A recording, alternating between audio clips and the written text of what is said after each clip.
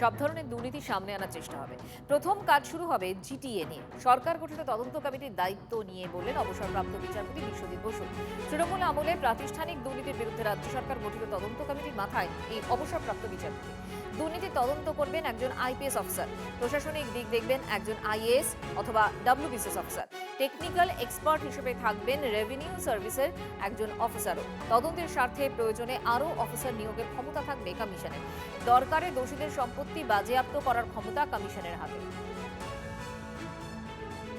আমাদের অবজেক্টিভ হবে পার্টিকুলার ধরনের দুর্নীতির জন্য ইন্টারিম রিপোর্ট খুব কুইকলি সরকারের কাছে প্লেস করে আমরা আমাদের রেকমেন্ডেশন প্লেস করব এবং আমি কনফিডেন্ট এই সরকার এ বিষয়ে তাদের জিরো টলারেন্স নীতি অনুযায়ী ইমিডিয়েট ব্যবস্থা নেবেন। সে বিষয়টা মুখ্যমন্ত্রীও খুব পরিষ্কারভাবে অ্যানালিসিস করেছেন।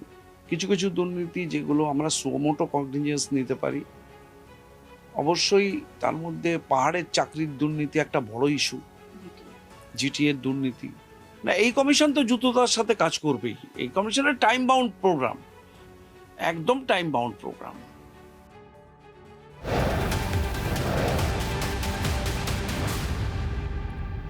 আর এরই মধ্যে যে খবর পাচ্ছি আমরা, টেরার ফান্ডিং আর অবৈধ টাকা পাচারের অভিযোগে গোটা দেশে 13টা জায়গায় এই মুহূর্তে একযোগে হানা দিয়েছে ইডি, যার মধ্যে এ রাজ্যের 2 পরগনাও রয়েছে, মুর্শিদাবাদও রয়েছে।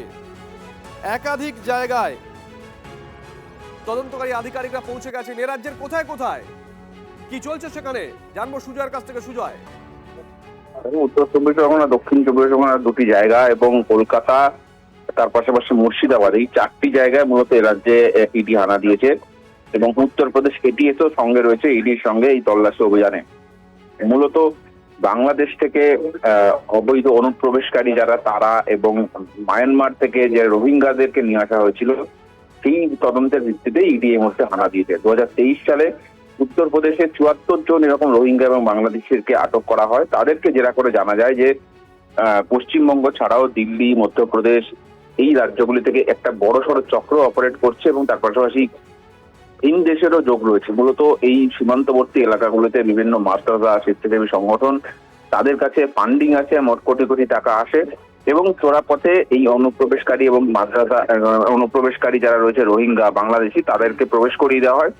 তাদেরকে একটা শেল্টার রুমে রেখে সেখানে তাদেরকে ভারতীয় সমস্ত নথি বানিয়ে দিয়ে উত্তর ভারত এবং পশ্চিম ভারতের বিভিন্ন জায়গায় পাঠিয়ে দেওয়া হয় বিভিন্ন কাজের সূত্রে এবং ভারতীয় হিসেবেই তারা কাজ করতে থাকে এবং এর যারা দেশের নিরাপত্তার ক্ষেত্রে একটা বড়সড় উদ্বেগের কারণ এই রোহিঙ্গা এবং বাংলাদেশি এরা কোনোভাবেই ভারতের পক্ষে কোনো কাজ করতে পারে না, তেমনটাই মনে করা হয়। সুতরাং দেশ বিরোধী কার্যকলাপ এবং টেরার ফান্ডিং অর্থাৎ জঙ্গিদেরকে আর্থিক সাহায্য করা, যে অভিযোগে এই তল্লাশি, মোটা অঙ্কের আর্থিক লেনদেন রয়েছে, যার ভিত্তিতে ইডি তল্লাশি চালাচ্ছে আজকে মোট 13টি জায়গায়, যার মধ্যে বাংলার 4টি জায়গা রয়েছে এবং আরো 5টি রাজ্য রয়েছে বলে জানা যাচ্ছে।